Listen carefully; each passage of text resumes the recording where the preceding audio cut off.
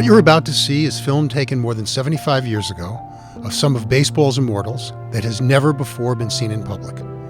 It was filmed during a trip to Japan by an all-star team made up of American and National League stars, including Babe Ruth, Lou Gehrig, Jimmie Foxx, and Lefty Gomez. These are Lefty's personal films. He took some of them. His wife, Broadway musical comedy star June O'Day, took some of them, and some were filmed by baseball's immortals themselves. These are films not only of baseball, but of a country that has changed and was on the verge of change and never seen before. The American team was going to play a team of initially Japanese all-stars from their universities. In the first game or two, they played the university stars, and the scores were very, very one-sided. And ultimately, they began to play the best professional baseball players, the all-stars of the Japan non-university leagues. They weren't professional leagues yet. In fact, this tour inspired professional baseball in Japan because after it was done, they kept the all-star team together as the Yomiuri Giants, a team that I believe survives to this very day. This was not the first tour of Japan by American teams. There had been one in 1909 by the University of Chicago and an all-star team in 1931. But this team was by far the most famed, and because it included Babe Ruth, who was a world star to a degree that we perhaps cannot appreciate today, with the possible exception of Muhammad Ali. Babe Ruth was mobbed. Millions of people turned out into the streets. Wide boulevards were turned into narrow alleys because the car that Babe Ruth drove in was going down the street.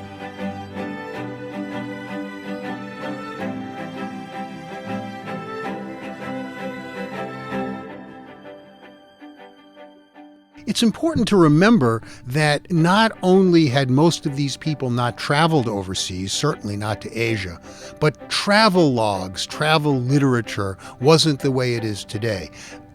When people travel today, they go on a website, they can see the places they're going to go, they can even experience something of the culture. When these players went to Japan, many of them had seen nothing but an occasional still photograph. This was almost like going to another planet.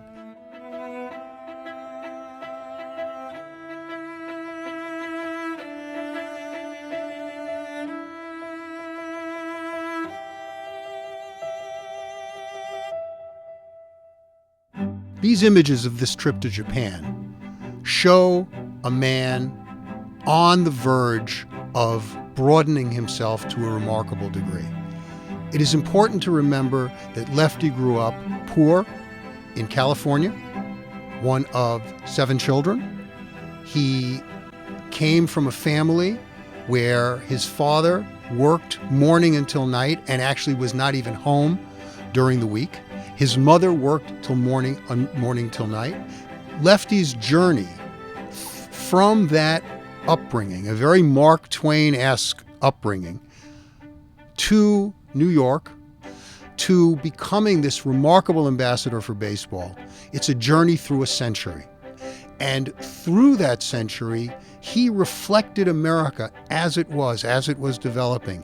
By the time he died, he was legendary, not simply because of his playing ability, but because of his ability with people and with his promotion of the game he loved. What this trip did was gave him a perspective that he brought to bear, and coupled with that remarkable ability and desire to interact with people, helped create the man who became a legend, not simply on the mound, but outside the foul lines.